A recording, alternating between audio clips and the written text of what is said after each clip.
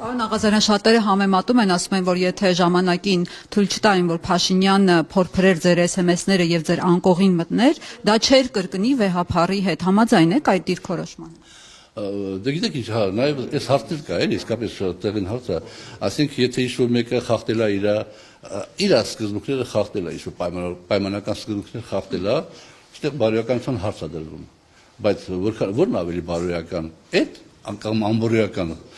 այդ հանգամանքն ավելի անբարոյական, թե այն հանգամանքը, որ դու մտնում ես մարդու անձնական կյանքի մեջ։ Այսինքն ես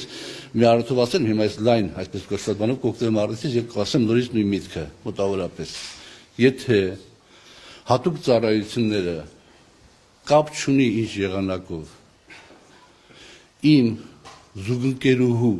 կրծքալի միջից հանել են փաստաթուղթ կամ կհանեն փաստաթուղթ, որը իր մեջ կկրի ինֆորմացիա պետական անվտանգության կրելու իմաստով, ես օքեյ եմ։ Ընդ որում կրծքալը հակած վիճակում։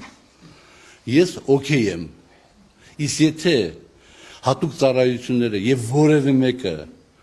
սադրանքներ անում, նախապատրաստում է այդպիսի բաներ եւ տեղադրում է այս կամ այն վայրերում եւ հետո գտնում հայտնաբերում է, ապա հարամրի գաստիացած